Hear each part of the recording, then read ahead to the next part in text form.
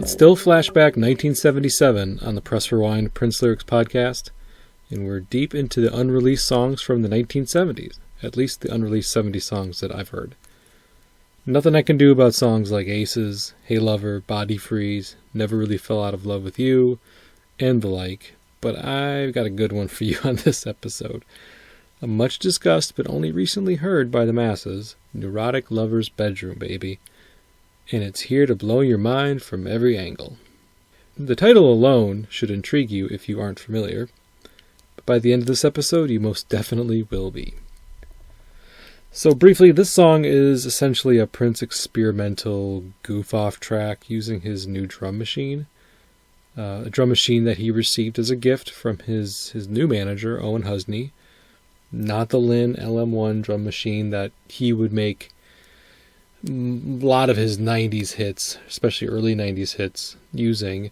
This is a different drum machine, a much more basic and rudimentary version of the drum machines that could be more programmable and a bit more sophisticated in the 80s.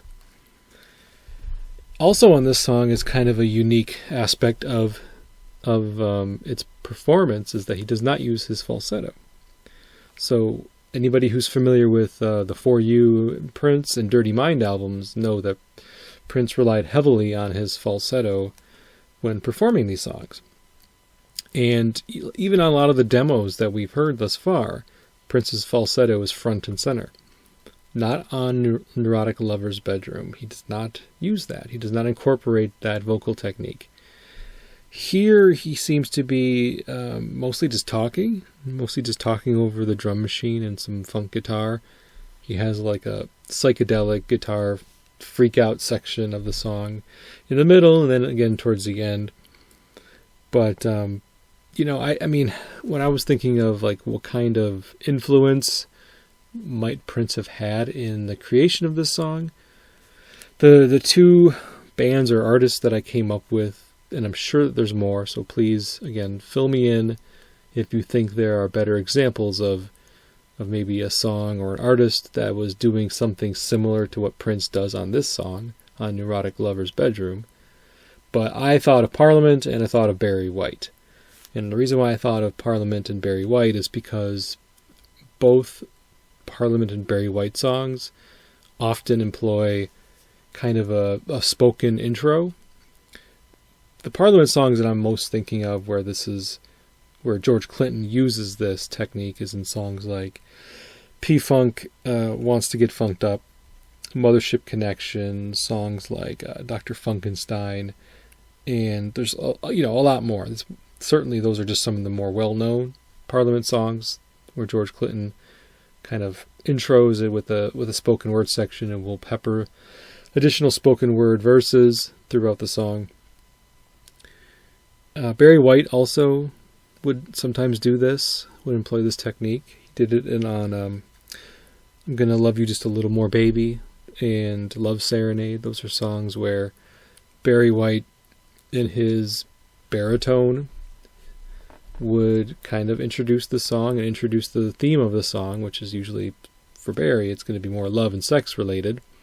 Parliament's spoken word intros can vary from weird spaceship and alien references to characters that George Clinton and the group came up with. Mr. Wiggles, Dr. Funkenstein, so on and so forth. So, I don't know. I mean, if they're really influences or not, I have no idea. I can't imagine Prince wasn't listening to Parliament or Funkadelic or Barry White or any of the, kind of R&B artists or funk artists that were popular in the 70s. So it wouldn't surprise me if those were inspirations for the creation of Neurotic Lover's Bedroom.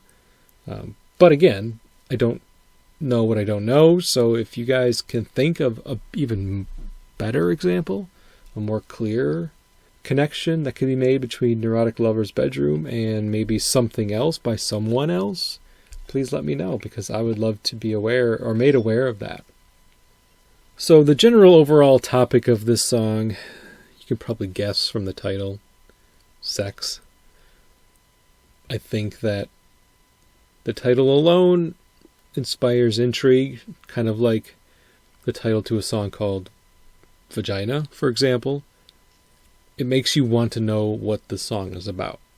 If you see it listed as an unreleased demo by Prince and you've never heard it, and a list of songs, that one's going to stick out, right? This song is going to stick out like a sore thumb. And, for decades, I don't think this song was really well known.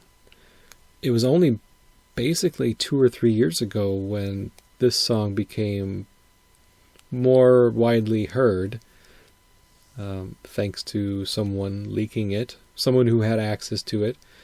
Now, you could say thanks, or you could say fuck you, I don't know. I mean, it depends on your perspective, again, of releasing Prince's unreleased tracks.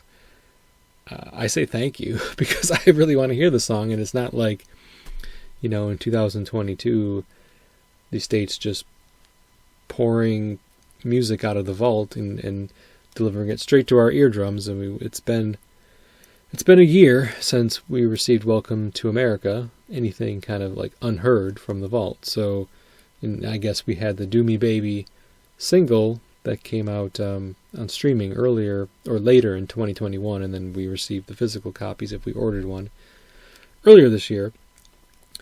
But there's still a lot out here. There's a lot to be heard. And I'm just thankful that even if it's in an unofficial form, I want to hear shit like Neurotic Lover's Bedroom. I'm not going to apologize for wanting to hear unreleased songs. If the estate releases this song someday, I'll buy that in a heartbeat. I'll buy anything basically that they are going to put out there for us, because I want to support it. I want to support the Prince estate, and I want to show support for Prince's music even after he's gone. But in the meantime, what we're left with is bootlegs and officially unreleased material like this. And it's really fair to say in this song, Prince is letting his freak flag fly. So, if you're buckled in, let's go. Welcome to the Neurotic Lover's Bedroom, baby, where just about anything can happen. Multifaceted sex devices blow your mind from every angle. Have you tried the lotus position while being strangled? No? Well, step inside and peel off your inhibitions, baby. The fun has just begun. Welcome to the Neurotic Lover's Bedroom, baby, where just about anything can happen. Multifaceted sex devices blow your mind from every angle. Have you tried the lotus position while being strangled? No? Well, step inside and peel off your inhibitions, baby. The fun has just begun.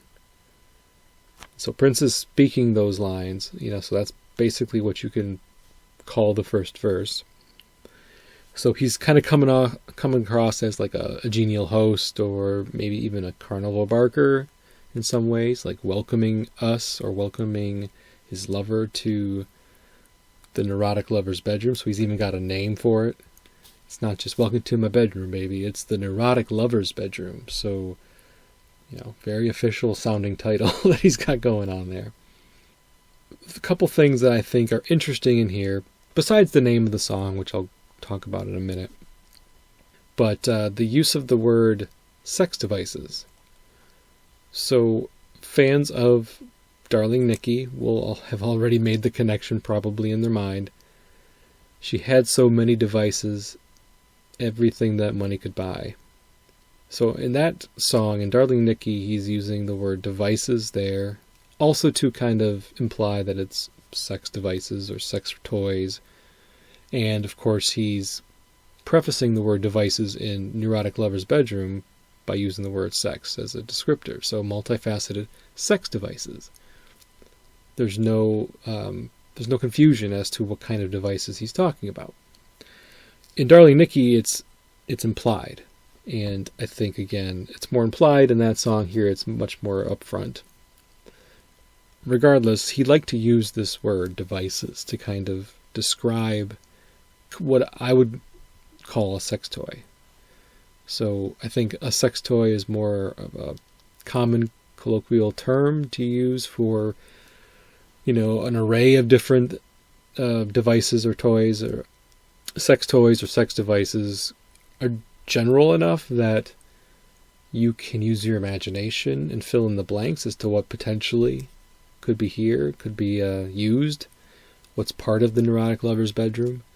Just like in Darling Nikki, we don't have any idea what exactly those devices were, which, again, I think was the intent. I mean, it skirts the censors a bit by not getting into specifics and saying, dildos or vibrators or massagers or who knows what else. But again, use your imagination. Think of like maybe what was available in the 70s, because this is a 1977 written song. Prince wrote this and recorded this in 1977. This is and potentially his very first song that he recorded using a drum machine. That's an important piece of historical trivia. I guess I don't know this 100% for a fact, but if the stories around the song's creation are true, that it was written after he received his drum machine from Owen Husney, and you can listen to the beat, and it's pretty basic. I think it's certainly not the most elaborate sounding drum track. It sounds like a preset to me. And hey, if I'm just learning how to use this thing, I'm probably going to start with just presets. I'm probably going to start with just the most basic drum sounds that I can make, because I don't really know how to use it and I want to practice. So besides the sex devices, the other kind of interesting thing to mention is the term lotus position. So he says, have you tried the lotus position while being strangled? No. Well, the lotus position has its origins from yoga. It's a yoga pose. So it's been around as long as yoga's been around. It's essentially the pose where you're sitting cross-legged. You kind of use this as like the most general yoga position. You see people on TV and in movies when they're sitting cross-legged with their eyes closed and they're trying to meditate. They're in the lotus position when they're doing that. In this song, though, I don't think he's talking about the lotus position as a reference to participating or practicing yoga. I think it's more of the sex version of the lotus position. So, again, if you're not familiar with what that means, I looked it up because I wasn't really sure either. And it is essentially taking that basic sitting cross-legged yoga pose, now adding a second person, and that person is straddling the person who's sitting in the lotus position. And, I guess you can, maybe the best way to describe it would be, think of the cowgirl position, but instead of the woman riding the man who's laying down on his back, both of them are sitting upright and facing each other. So that's what is typically considered the lotus position for sex. That's the sex version of the lotus position. And what the kinky twist that Prince adds in this song is not just doing the lotus position or having sex in the lotus position. It's while being strangled. So that's the kicker, right? That's the kink. That's the kink that's being added in this song, is the strangulation. Now, at this point, he's not necessarily referring to autoerotic asphyxiation or autoerotic strangulation, or if it's just erotic, asphyxiation. Obviously, the difference is one that you do to yourself versus one that someone does for you or to you. It just mentions being strangled. So, hey,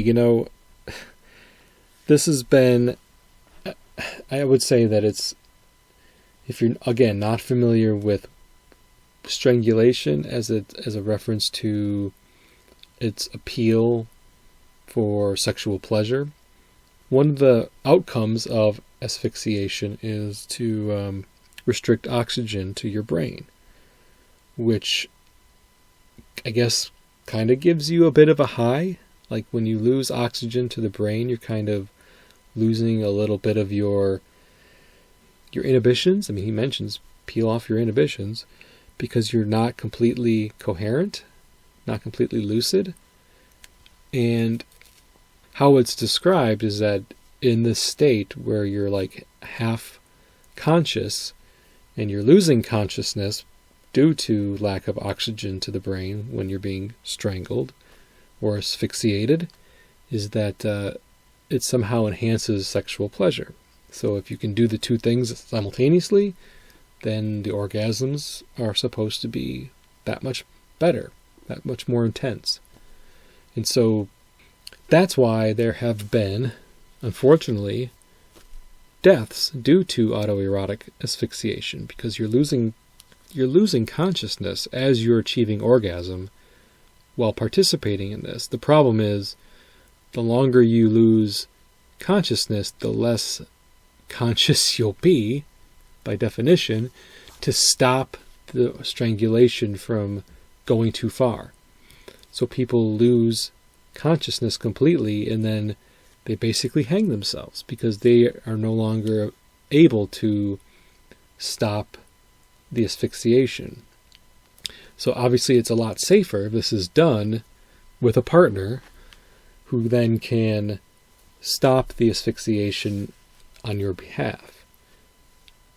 I think there's a lot of stigma around participation in erotic asphyxiation, so people tend to do it, and I say people, mostly men. If you just look historically at who has died from autoerotic asphyxiation, it has been primarily men.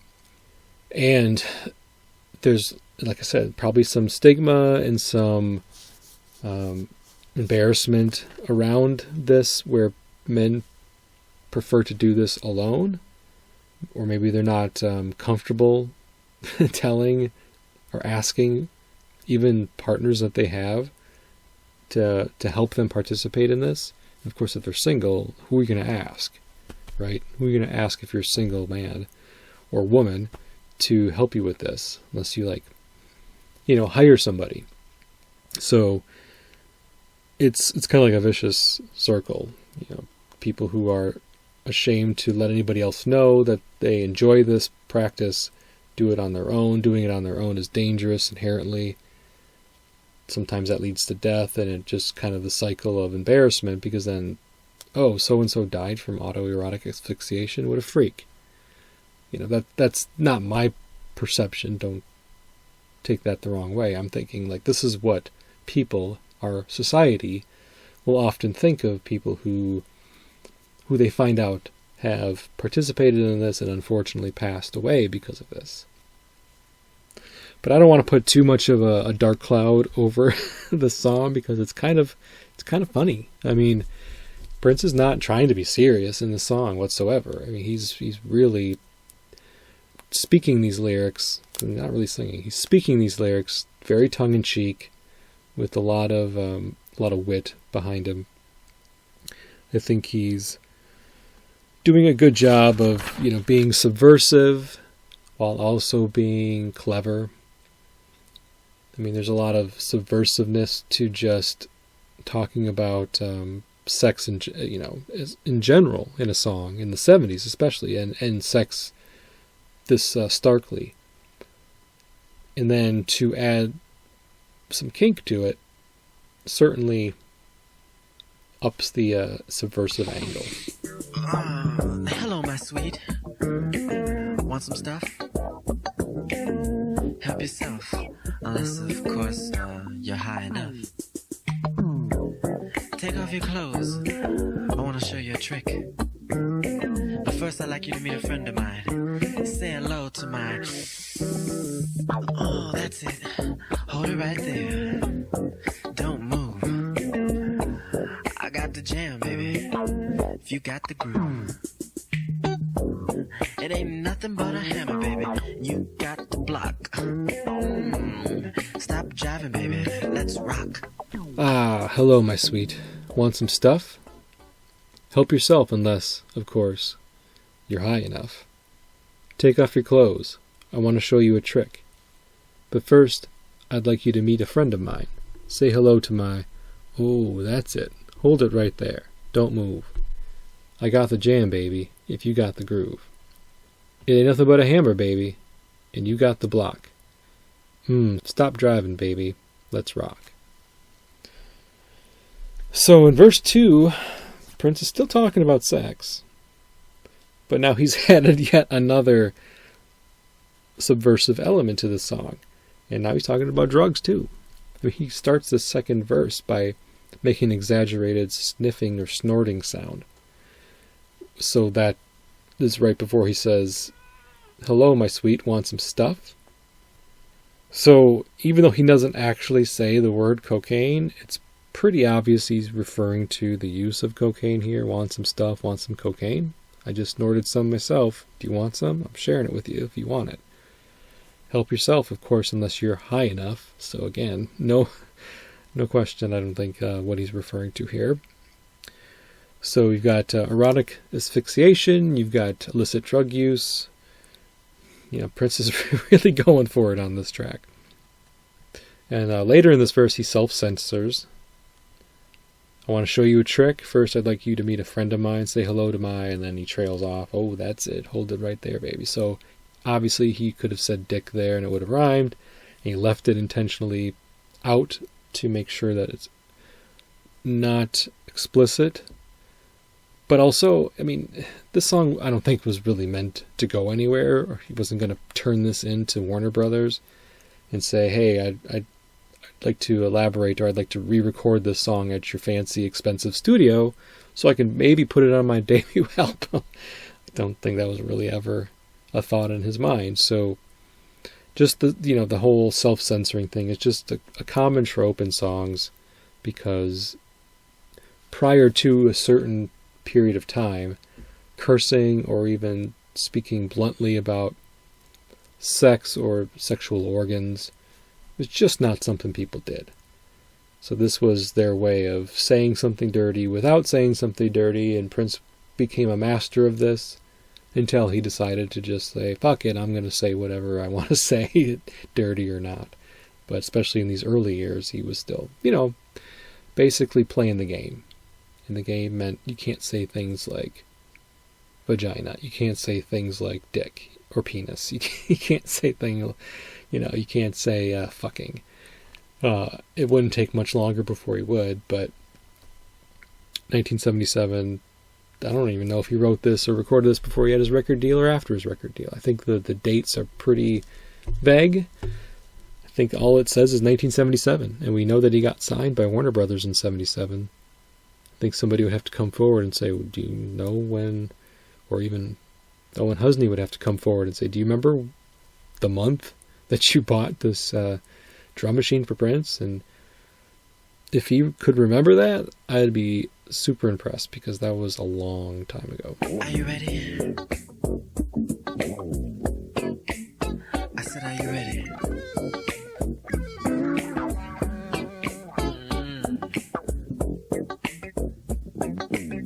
Well, if you're ready, take this. Are you ready? I said, are you ready? Well, if you're ready, take this. And at that point, he starts shredding on his guitar in a very kind of psychedelic way. This goes on for a while. This song is over 6 minutes long. There's quite a bit of instrumentation. Do you know what I'm talking about now? You are definitely holding some tomatoes, baby, right there. The holding some tomatoes, I really didn't know what to make of that.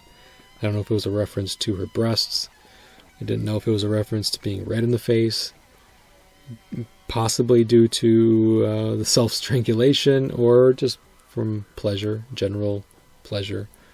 I don't know. If somebody's got a really clear interpretation of holding some tomatoes, holding their own breasts, or being embarrassed, or being sexually pleasured, I couldn't tell you. Don't know. So I'm going to leave it kind of open-ended. Do you know what I'm talking about now? You are definitely holding some tomatoes, baby.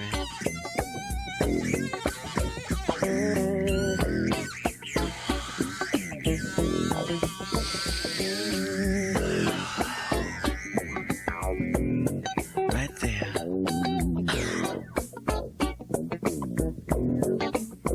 All right.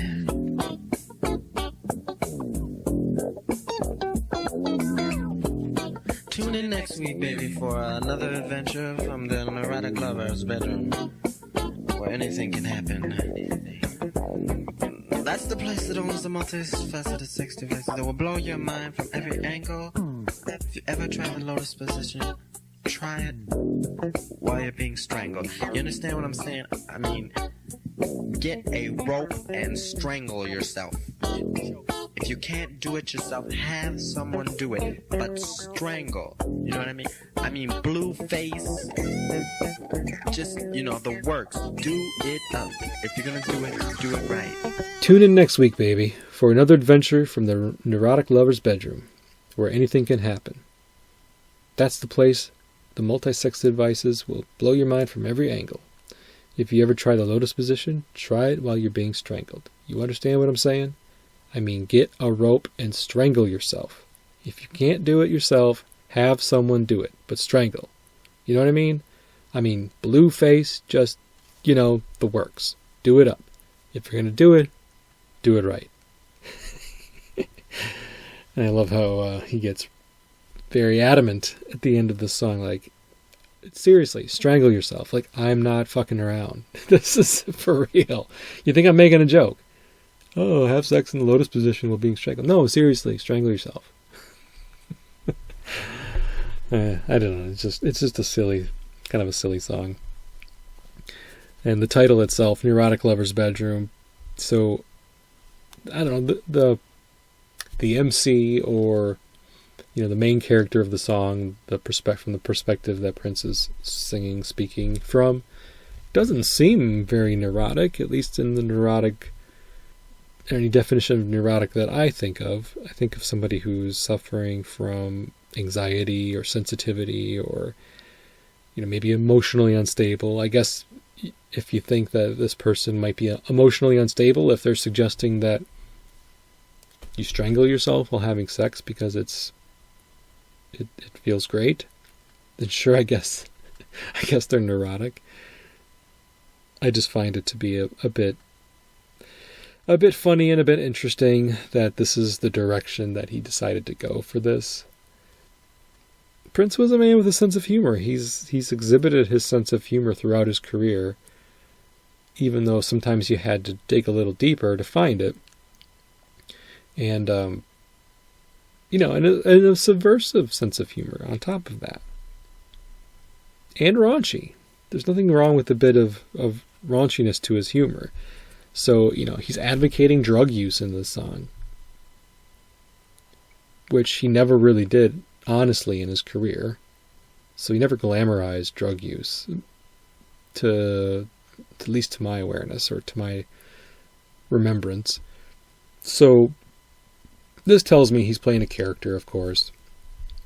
I mean, he literally calls himself the neurotic lover, so that's kind of like his character in the song is the neurotic lover. And so when you're playing a character, you can do whatever.